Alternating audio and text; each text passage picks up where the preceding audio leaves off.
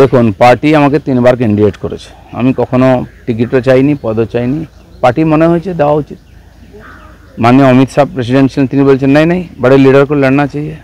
আমি 6 মাস প্রেসিডেন্ট হয়েছি, 1 বছর আগে পার্টিতে এসে আমাকে বলা হয় ইলেকশন লড়তে হবে। পার্টির নির্দেশ মেনে নিয়েছি। হ্যাঁ, চয়েস জিজ্ঞেস করা হয়েছিল, আমি খড়গপুর বলেছিলাম অ্যাসেম্বলিতে। পরের বারে 3 বছর পরে আবার বলে ইলেকশন লড়ো, জিজ্ঞেস করা হলো, আমি মেদিনীপুর বললাম, জিতেছি। তৃতীয়বার আমাকে কেউ জিজ্ঞেস করেনি, পার্টি যা বলেছে আমি গেছি, রেজাল্ট আপনারা জানেন। তো সেই জন্য পার্টিকে আমি বলে দিয়েছি, আমাকে যদি আপনি ইলেকশন লড়তে বলেন আমি লড়বো। আর আমি তো সংগঠন করার লোক। প্র্যাকটিক্যালি আমি পার্টিকে বলেছিলাম 24-এ যে আমাকে যে দায়িত্ব দেওয়া হয়েছিল, আরএসএস পাঠিয়েছিল অর্গানাইজেশন করতে, আমরা 41% ভোট 19 সালে পেয়ে গেছি, 18টা সিট জিতেছি। তো এক প্রকার সংগঠন দাঁড়িয়ে গেছে, যেন আমাদের মতো অর্গানাইজারদের কাজ শেষ হয়ে যায়, এখানে অন্য জায়গায় চলে যাই আমরা। পার্টি আমাকে রেখে দিয়েছিল প্রেসিডেন্ট হিসাবে, সেই মুক্তি আমি 21-এর পরে চাই। তো আমার কাজটা প্রায় সংগঠনের শেষ হয়ে গেছিলো, হয়তো পার্টি মনে করেছে আর প্রয়োজন আছে, সেজন্য যা কাজ দেবে আমি করবো। তাহলে 26-এ খড়গপুরে বিজেপির প্রার্থী আপনি? না, এটা আপনিও বলতে পারেন না, আমিও বলতে পারেন না। পার্টির যে নির্বাচন কমিটি হবে, পার্লামেন্টারি বোর্ড আছে, তারা ঠিক করবেন। চাকরিহারা শিক্ষক শিক্ষিকারা দিবারাত্রি ধর্ণা কর্মসূচি দেখাচ্ছে দিল্লিতে, কি বলবেন? দিল্লিতে অনেকদিন ধরে যাবে বলছিল, আমার সঙ্গে যোগাযোগ আছে, ট্রেন বুকিং করার জন্য কথা হয়েছে। তো ওনারা লম্বা ওখানে একটা ধর্ণা দেবেন বলেছেন।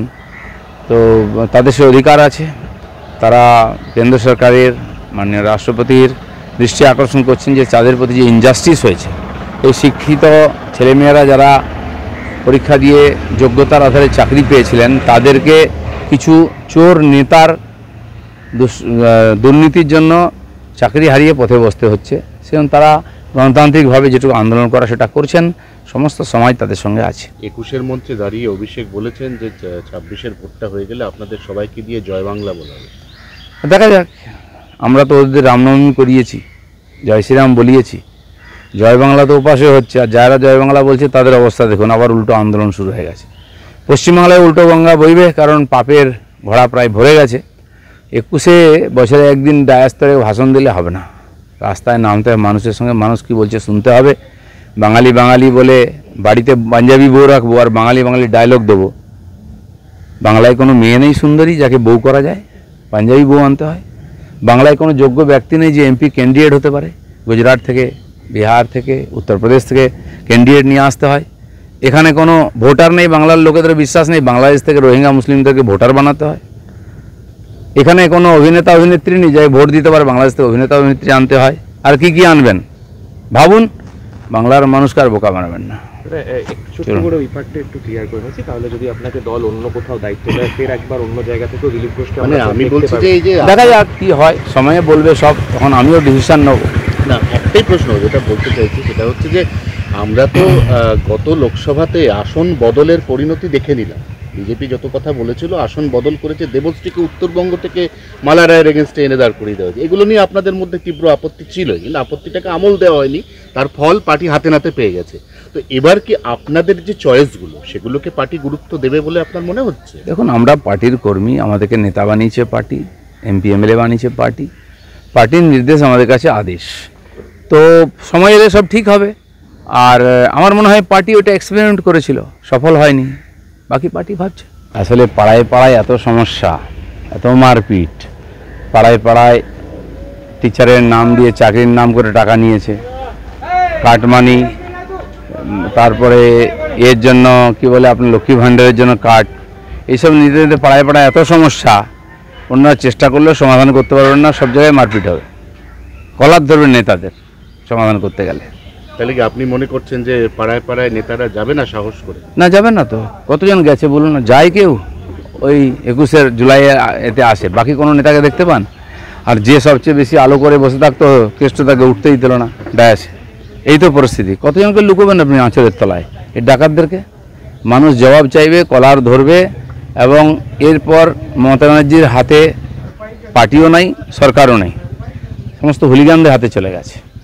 আপনি একক ইয়েতে সংগঠনের জোরে খড়গপুরে যে ভিড় করেছেন তা অত্যন্ত উল্লেখযোগ্য, এবং সেটা কিন্তু রাজ্য রাজনীতিতে নজর কেড়েছে। মানে আপনার তো কয়েকদিন আগেও একটা ডাইলেমার মধ্যে ছিল, আপনি থাকবেন কিনা, আপনি যাবেন কিনা, কিন্তু খড়গপুরের লোক সংখ্যা দেখে কিন্তু অনেকের মাথা ঘুরে গেছে। না দেখুন, ভারতীয় জনতা পার্টির কর্মীরা পরিস্থিতি যাই হোক তারা আছেন, হয়তো সক্রিয় নাই, তারা পার্টিতে কাজ করতে চান, তারা বাংলায় বিজেপিকে ক্ষমতায় আনতে চান, এটা আমার মনে হয়েছে, তাই আমি ডাক দিয়েছিলাম। তো আমাদের সাংগঠনিক জেলা খুবই মজবুত সংগঠন আছে, মেদিনীপুরের সবচেয়ে এগিয়ে আছে বাংলার মধ্যে। জেলার নতুন সমস্ত টিম তৈরি হচ্ছে, তারা মনে করলেন যে অনেক দিন কোনো বড় প্রোগ্রাম হয়নি, হোক, এবং আমাদের সেই সাথী যারা শহীদ হয়েছেন তাদের শ্রদ্ধাঞ্জলির নাম করে সবাই এসেছিলেন। নিঃসন্দেহে এটা খুব আনন্দের। বর্তমান বিজেপি কোথায় আছে এটা হচ্ছে তার একটা নমুনা মাত্র। দেখুন, পার্টি আমাকে 3 বার ক্যান্ডিডেট করেছে, আমি কখনো টিকিটও চাইনি, পদও চাইনি, পার্টি মনে হয়েছে দেওয়া উচিত। माननीय अमित शाह प्रेसिडेंट ছিলেন, তিনি বলছেন নাই নাই बड़े लीडर को लड़ना चाहिए। আমি 6 মাস প্রেসিডেন্ট হয়েছি, 1 বছর আগে পার্টিতে এসে আমাকে বলা ইলেকশন লড়তে হবে, পার্টির নির্দেশ মেনে নিয়েছি। হ্যাঁ, চয়েস জিজ্ঞেস করা হয়েছিল, আমি খড়গপুর বলেছিলাম অ্যাসেম্বলিতে। পরের বারে 3 বছর পরে আবার বলে ইলেকশন লড়াও, জিজ্ঞেস করা হলো, আমি মেদিনীপুর বললাম, জিতেছি।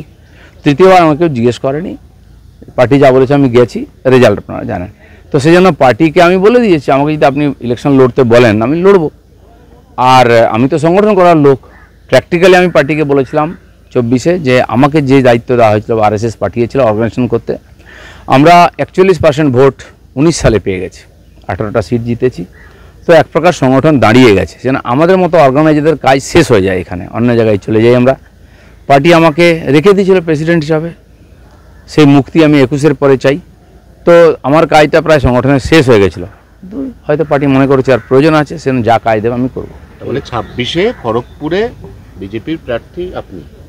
না, এটা আপনিও বলতে পারেন না, আমিও বলতে পারেন না, পার্টির যে নির্বাচন কমিটি হবে, পার্লামেন্টারি বোর্ড আছে, তারা ঠিক করবেন।